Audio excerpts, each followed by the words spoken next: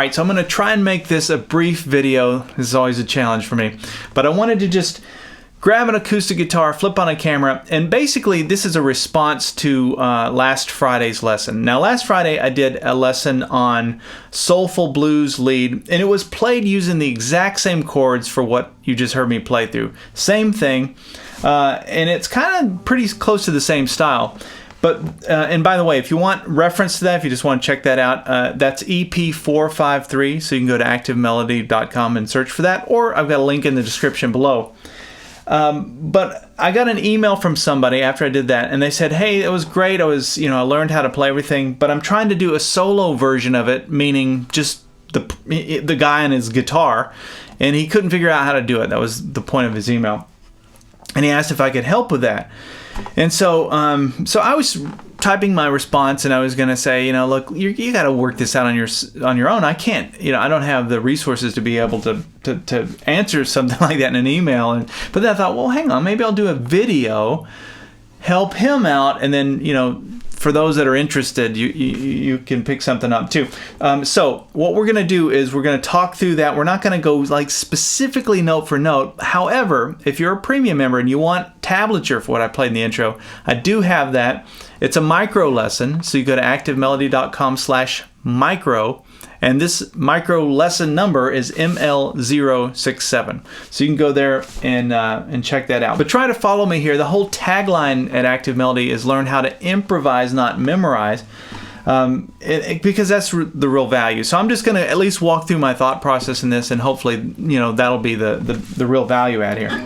I'll try and be as close as I can to what I played in the intro. I just don't have it memorized. I just sort of improvised it a little bit.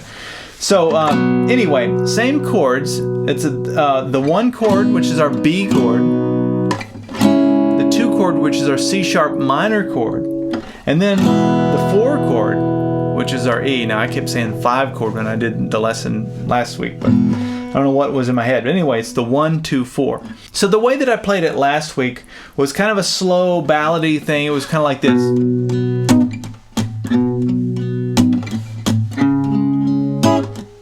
And I could have used that same structure exactly and did a call and response solo. It could have went like this.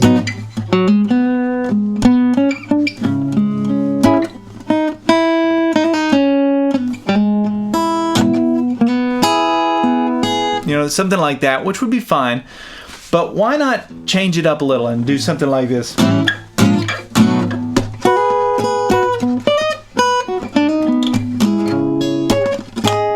Just a little more of a shuffle, I guess. So that's what we're doing. Call and response, meaning I play a call, or I play a chord, and that's the call, and then the response is playing a lick. Now let me just be real candid with you for a minute. When it comes to theory, I'm more limited than I like to let on. Like I know the basics. I got the basics down, but when it comes to what I do, what I execute when I'm improvising, I go back to the same things. I have a small bag of tricks that I use, and I use them over and over. It doesn't matter if I'm playing country, or if I'm playing blues, or if I'm playing whatever style. I've got a lot of the same kind of licks that I just kind of repurpose. Now that serves you well because there's a lot of repetition, so you can say, oh, I've heard him do this before, and so you can start to see at least what's going on there. But that's just me being candid and also setting up this idea, because everything I'm going to be playing is the major pentatonic scale or the minor pentatonic scale. That's it. I'm not thinking about chords. I'm not worrying about what the chords are. And we're talking about the B major pentatonic scale or the B minor pentatonic scale. Even when there's a C sharp minor chord, even when there's an E chord, I'm still playing the B major pentatonic scale or the B minor pentatonic scale. And some of you go, well, why do you keep saying major and minor? It depends on the mood I want to create when I'm throwing those licks in. Meaning, if I wanted to sound more bluesy or sad or serious or however you want to describe that, I just play the minor one. If I wanted to sound more happy or positive or whatever that word you want to use for that, I play the major one. It's that simple. I can choose which one I want to use. So, I started with this little walk up. We start with the open A string, and we walk up to this 2nd fret, 5th string. Now that's a B note, and that's because we're going to play the B chord after that. Now that's using the A shape out of cage. And I just hit it once like this. And then watch this. Threw in this little lick here out of B major pentatonic scale, pattern 1. The big takeaway here is to connect pattern 1, connect this pattern 1 of the major pentatonic scale to your A chord shape. In particular, you can see this little triad here, this little B triad. It lives inside of major pentatonic scale pattern 1. When I realized that, it changed everything for me, because I could do something like play a chord and then I could come down here and play a fill lick. I could talk to myself. I could sing a line and then I could respond to that line with a lick. And it just, I mean, I use that all the time. And so hopefully some little light bulbs are going off and some of you are going, oh yeah, the two are connected. They're like, you know, they've got the chord here and then the scale there. Okay. Or you could think of this as it being in the G shape out of caged. I mean, that's probably a better description.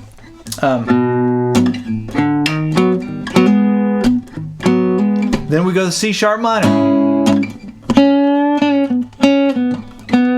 Now this is where I played this little lick here.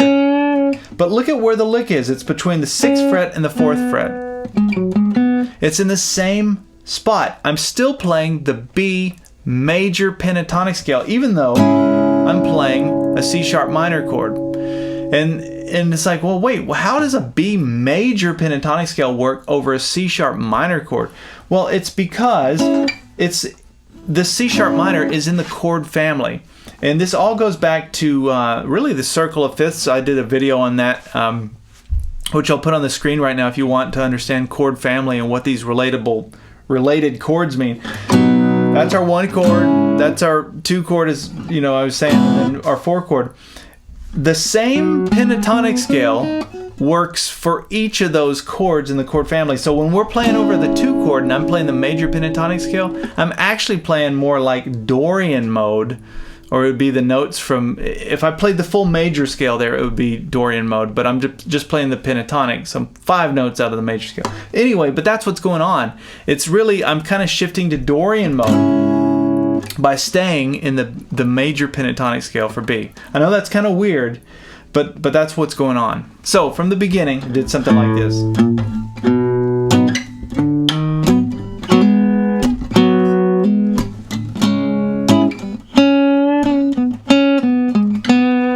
Now I'm going to play the E chord. Now I'm playing the E chord here using the C shape. You can play it down here if you want, however you want to do it, but that's what's going on. And then watch this. Now, whoa, what happened there? And why did that sound different? Well, when I play the E chord,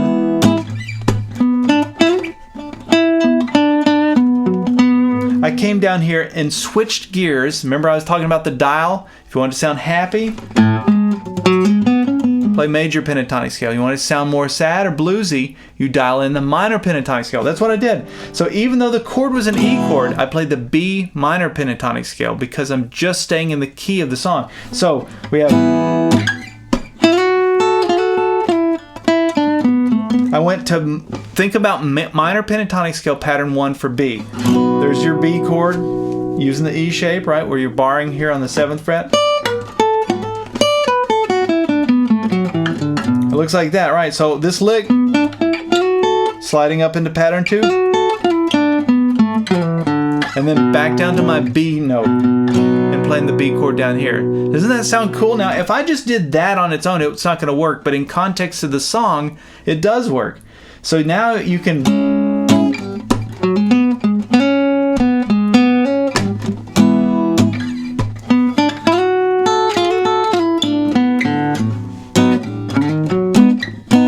And then I went like this. Same concept as the, you know, walking it up, but I did it with a full chord. I went A sharp up to a B. And what is that? That's just me building up to, I know this is where I'm trying to get to, which is the B chord. And I know it can always slide into chords like this.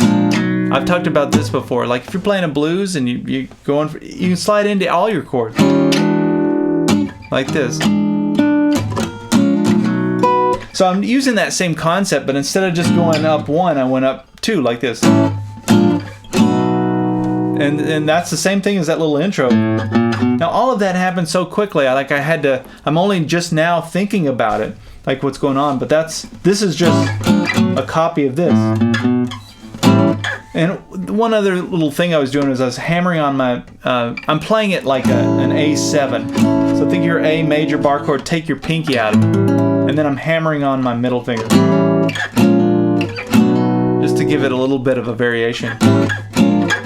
Now after that I went. So I did this little, it wasn't exactly that, it was pretty close to something like that I think. But it was the major pentatonic scale, pattern 2, which is here, right, for B. And then I went into the minor pentatonic scale, so I kind of blended the two. And then up to the C sharp minor, but up here. Now what are these notes? It's just B major pentatonic scale. So, and then the song goes to the A, back to the E, and then I went little blues lick again. That's just the B minor pentatonic scale. This was just playing the chords.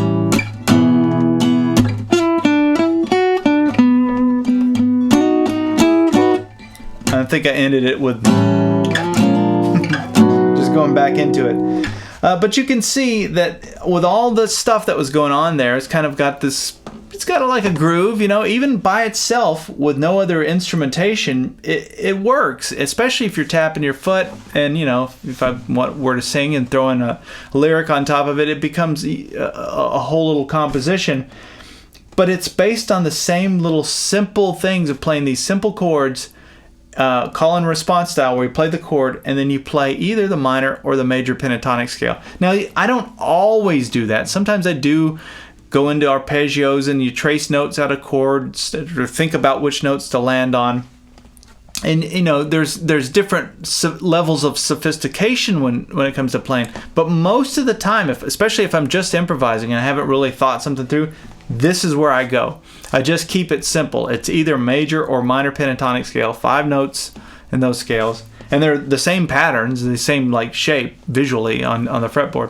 All right, well, I can't remember who asked the question of how to do a solo composition version of this, but hopefully that answers your question and gives you something to think about. All right, we'll see you in the next video.